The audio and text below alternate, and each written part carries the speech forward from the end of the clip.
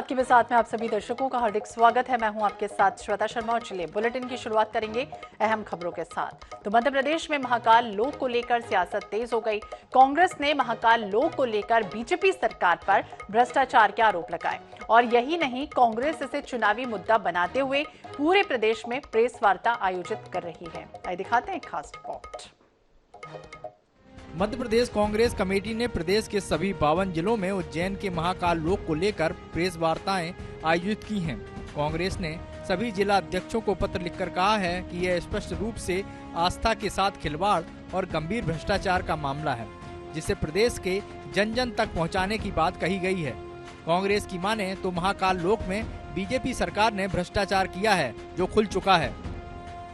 को धंधा मानकर काम कर रहे हैं और धार्मिक कार्यों में भी जो भगवान को भी भ्रष्टाचार और कमीशन खोरी जहां नहीं छोड़ रहे हैं, ऐसे भाजपाइयों की असलियत जो है वो उजागर करने के लिए हमने जिला स्तर पर प्रेस कॉन्फ्रेंस की है। मतलब धर्म और भगवान को भी इन्होंने नहीं छोड़ा है। ऐसा कोई सगा नहीं जिसे भाजपा ने ठगा नहीं। जबकि बीजेपी इस मामले पर बचाव की मुद्रा में दिख रही है। बीजेपी की माने तो जिस हवा की वजह से महाकाल लोक में मूर्तियां गिरी, उससे कई घरों को भी नुकसान पहुंचा है और कांग्रेस इस मामले को लेकर खुद ही एक नहीं है।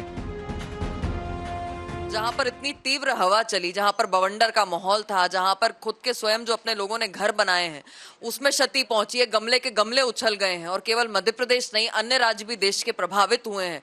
अगर इस पर भी कांग्रेस राजनीति करती है तो ये वही विघ्नकर्ता लोग हैं जो हर अच्छे काम में, हर अच्छी चीज में अपनी टांग अड़ाते हैं और विघ्न पैदा।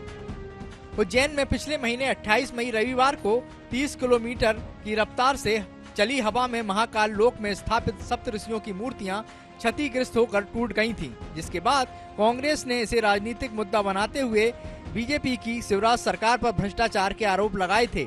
यही नहीं, पीसीसी अध्यक्ष कमलनाथ ने इस पूरे मामले को लेकर एक 7 सदस्यीय जांच दल भी गठित किया था, लेकिन अब कांग्रेस इसे आस्थाओं के साथ कुठाराघात बताते हुए इसे चुनावी मुद्दा बनाने में लग गई है, क्योंकि साल के अंत में प्रदेश में विधानसभा चुनाव हैं। दिनेश शुक्ल, INS 24/7 भोपाल। इधर 6 महीने बाद छत्तीसगढ़ में होने वाले विधानसभा चुनाव को लेकर कांग्रेस ने मैदानी तैयारियां शुरू कर दी। कांग्रेस ने बस्तर से संभागीय कार्यकर्ता सम्मेलन के जरिए इसकी शुरुआत की है और इस सम्मेलन में प्रदेश प्रभारी कुमारी शैलजा और मुख्यमंत्री भूपेश बघेल ने न केवल कार्यकर्ताओं में जोश भरा, बल्कि राष्ट्रीय और अंतर्राष्ट्रीय स्तर के कई मामलों में केंद्र की मोदी सरकार को भी घेरा। देखिए रिपोर्ट। प्रदेश प्रभारी कुमारी शैलजा ने शुक्रवार को जगदलपुर में कार्यकर्ताओं से छत्तीसगढ़ में कांग्रेस की सरकार बनाने का आह्वान किया। साथ ही उन्होंने महंगाई को लेकर केंद्र सरकार पर प्रहार भी किया। बस्तर में कांग्रेस पार्टी मजबूत है। 12 की 12 सीट इस बार फिर से हम जीतेंगे। हमारे कार्यकर्ताओं में उत्साह है। गरीब से गरीब इंसान, मजदूर है, किसान है, आम नागरिक है, मध्यम वर्ग का है, सबके लिए हमारी सरकार ने बघेल जी के नेतृत्व में ऐसे कार्य किए हैं, ऐसी नीतियां बनाई हैं कि सब लोगों को फायदा मिला है। और बस्तर में जो पहले एक माहौल था, आज उसके विपरीत विकास का माहौल है। मुख्यमंत्री भूपेश बघेल ने कहा कि बस्तर बदल रहा है। बस्तर के लोगों को राज्य सरकार की योजनाओं का लाभ मिल रहा है और इस बात की चर्चा पूरे देश में हो रही है। उन्होंने उम्मीद जताई कि एक बार फिर कांग्रेसी राज्य में पार्टी को जीत दिलाने कमर कसकर तैयार हो जाएंगे। बस्तर बदल रहा है, बस्तर में शांति लौटा है और इस बात की चर्चा सभी तरफ है और बस्तर के लिए अनेक योजनाएं हमने दी है, जिसका लाभ बस्तर के लोगों को हुआ है। मिशन 2023 के लिए कांग्रेस ने भी अपना फोकस बस्तर पर रखा है। सम्मेलन के बहाने बस्तर की 12 सीटों पर मंथन हुआ। वहीं पिछले 4.5 साल में कांग्रेस सरकार की योजनाओं को जनता तक पहुंचाने और भाजपा के आरोपों से निपटने पर चर्चा हुई। हम लोग इलेक्शन के लिए तैयारी कर रहे हैं एंड ये पहला कदम है। इसके बाद हम विधानसभा लेवल पे हम लोग मीटिंग करेंगे एंड काफी उत्साहित है एंड हमें लगता है कि 12 में से 12 सीट एंड 2 लोकसभा सीट जीतने का मेनली ये कि हम लोग स्ट्रैटेजी किया होगा, रणनीति किया होगा, इसके बारे में चर्चा हुआ एंड हमें पता है मोटा मोटा क्या करना है। भाजपा को रोकने के लिए उनका जो षड्यंत्र है, उसका जो कूटनीति है, उसको हम रोकेंगे। कांग्रेस के संभागीय सम्मेलन में कार्यकर्ताओं में काफी उत्साह देखा गया। कांग्रेस कार्यकर्ता इस सम्मेलन को चुनाव के लिहाज से उपयोगी बताते नजर आए। निश्चित रूप से सत्ता और शासन के बीच का तालमेल अभी तक को देखने को मिला है और शासन की योजनाओं को कार्यकर्ता, हम सब कांग्रेस के जो कार्यकर्ता हैं, नेता हैं, उनको लेकर के जनता के पास जाना है। और निश्चित रूप से हमारे पास इतनी सारी उपलब्धियां हैं, कुछ हमारे कार्यकर्ता जो आए भी थे, नेता भी आए भी थे, उनको भी काफी कुछ नया सीखने को और जानने को मिला, जिसका फायदा चुनाव में देखने को मिलेगा। और आगे चल के जो ट्रेनिंग सेशन का जो काम होगा विधानसभा स्तरीय, उसमें भी काफी कुछ लाभ मिलेगा। कहते हैं कि छत्तीसगढ़ में सत्ता की चाबी बस्तर के पास रहती है। अब तक जिसने यहाँ बाजी मारी है उसे सत्ता मिलती रही है। यही वजह है कि कांग्रेस और भाजपा दोनों बस्तर में पूरा जोर लगा रही है। बस्तर किसका साथ देता है या विधानसभा चुनाव के बाद ही पता चल सकेगा। जगदलपुर से INS 24/7 के लिए जीवानंद हल्दर की रिपोर्ट।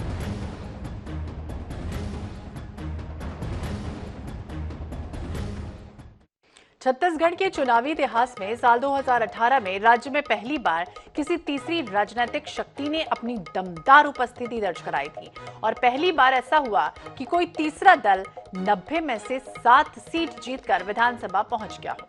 मगर महज 5 सालों के भीतर छत्तीसगढ़ में तीसरी शक्ति अपने अंत की ओर कदम बढ़ा रही है। आइए दिखाते हैं एक रिपोर्ट।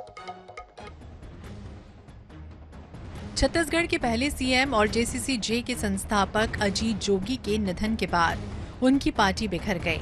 अब पार्टी के प्रदेश अध्यक्ष और दिवंगत अजीत जोगी के पुत्र अमित जोगी ने कार्यकर्ताओं के नाम एक भावुक पत्र लिखा। उन्होंने पार्टी के निर्णयों में सभी को साथ देने की अपील की है। हमारी पार्टी जो छत्तीसगढ़ एकमात्र क्षेत्रीय राजनीतिक दल है, पहले चुनाव में हम लोगों ने बड़ी उपस्थिति दर्ज की और तीसरी शक्ति के रूप में जाने जाते हैं। हमें पहली शक्ति बननी है। इस दिशा में चुनाव को चुनाव के तरीके से लड़ा जाना चाहिए। चुनाव के लिए संसाधन, सामर्थ्य, चेहरा, रोल मॉडल की आवश्यकता होती है। तो इन सभी पहलुओं में हमारी पार्टी काम कर रही है। माननीय अजीत जोगी जी काम कर रहे हैं और जल्द ही इस हफ्ते एक बड़ा निर्णय लेंगे और चुनाव का संकदात करते हुए हम लोगों के पास जाएंगे। अब राजनीतिक गलियारों में चर्चा तेज हो गई कि आखिरकार जोगी कांग्रेस किसकी होगी। कहा जा रहा है कि बीजेपी और कांग्रेस का भी विकल्प खुला है। हालांकि बीजेपी और कांग्रेस के जिम्मेदारों ने सीधे तौर पर कहने से बचते हुए सिर्फ तंज ही कसा है। संकेत ये भी है कि जल्द ही JCCJ का तेलंगाना के CM KCR की पार्टी भारत राष्ट्रीय समिति के साथ गठबंधन या विलय हो सकता है। मुझे लगता है कि इसका जवाब अमित जोगी देंगे। अमित जोगी मूलतः वैसे कांग्रेस पार्टी में रहे हैं और अब उनका क्या आगे का लक्ष्य है वो तो वही बता पाएंगे। इसकी जानकारी मुझे नहीं है। देखिए, जब तक श्री अजीत जोगी थे तब तक छत्तीसगढ़ जनता कांग्रेस एक राजनीतिक दल था।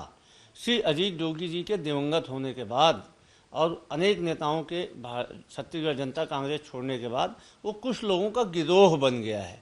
अब गिरोह क्या करता है इसके बारे में कोई भी टिप्पणी किया जाना विशेष तौर पे कांग्रेस जैसे राजनीतिक दल के लिए उचित नहीं है। छत्तीसगढ़ के राजनीतिक इतिहास में स्वर्गीय विद्याचरण शुक्ल, ताराचंद साहू जैसे बड़े दिग्गजों का नाम शामिल है, जिन्होंने अलग पार्टी से चुनाव लड़ा, लेकिन अजीत जोगी की पार्टी जैसा असर दिखा नहीं पाई थी। बहरहाल JCCJ के गठबंधन या विलय के बाद ये कितनी प्रभावी होगी, ये तो आने वाले समय में ही पता चलेगा। INS 24/7 के लिए रायपुर से मोनिका दुबे की रिपोर्ट। और अब बात मुरैना की, जहां जिले में लगातार बढ़ रहे अपराध के बीच मुरैना शहर में कितनी चाक चौबंद है पुलिस व्यवस्था, कितनी सजग है मुरैना पुलिस, देखने के लिए आधी रात बाद जब INS 24/7 की टीम ग्राउंड जीरो पर उतर गई। तो सभी जानते हैं कि किसी भी शहर का सराफा सबसे धनी इलाका होता है, जहां अरबों की दौलत होती है।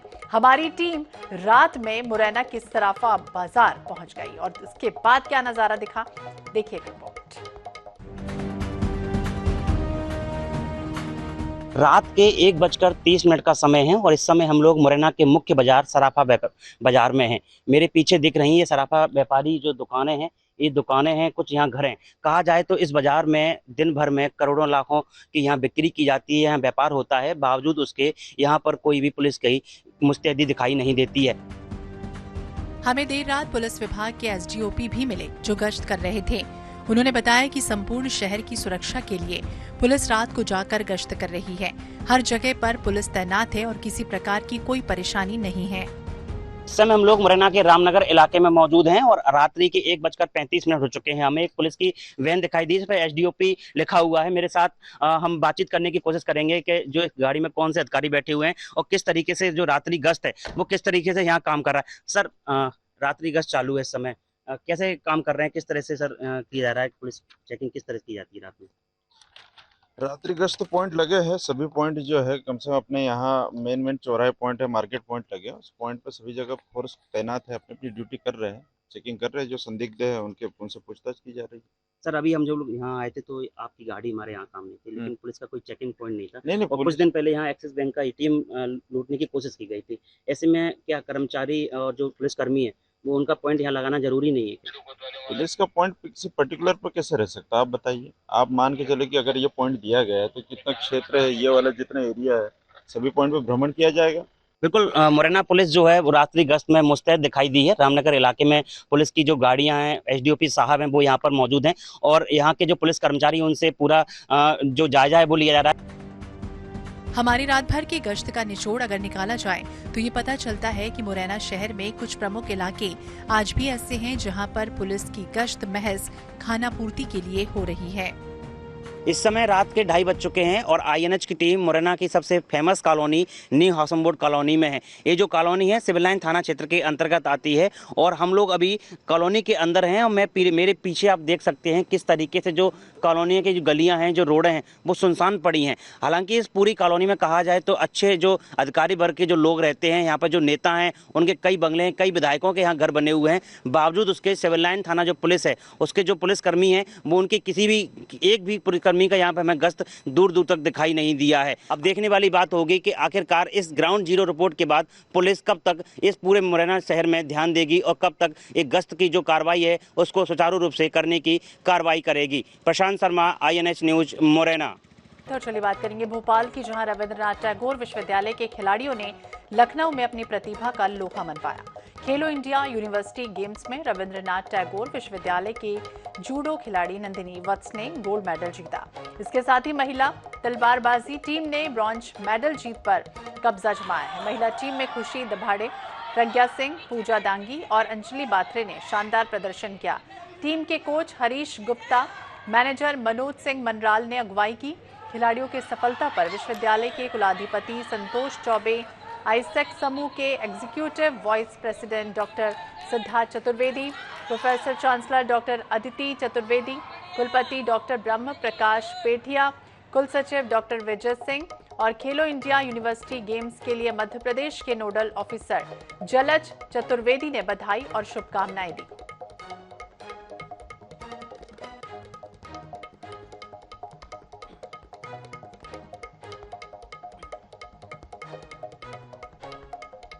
और अब बात विकास के गढ़ यानी कि छत्तीसगढ़ की, तो छत्तीसगढ़ सरकार की गोधन न्याय योजना देश दुनिया में चर्चित है और केंद्र की कई संस्थाएं इस योजना की सराहना कर चुकी हैं। गोधन न्याय योजना से प्रदेश में अब सिर्फ गोबर खरीदी नहीं होती बल्कि कई उत्पाद भी इससे बन रहे हैं। गोधन न्याय योजना से कैसे समृद्ध हो रही हैं महिलाएं, आइए दिखाते हैं खास रिपोर्ट।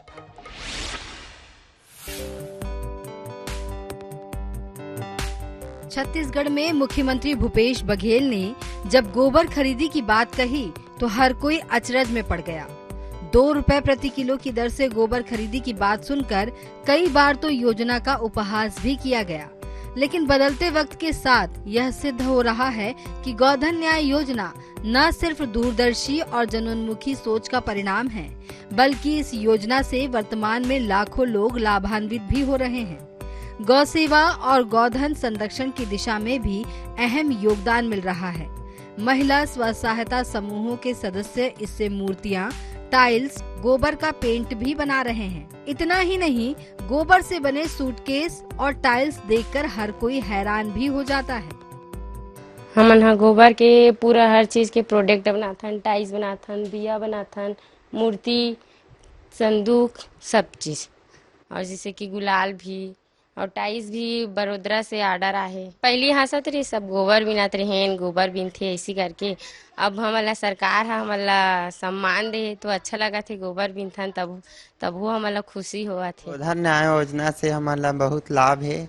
हमन यहाँ हर चीजन के हर सामान बनाथन जैसे अटैची है, गणेश की मूर्ति है, गुलाल है, राखी है, बहुत सामान बना था। अब ये गौ सेवा करा था तो गौ सेवा से बढ़ के कुछ काम नहीं है, एक से हमारा बहुत अच्छा लगा था। रायपुर के जोन 6 में संचालित गोबर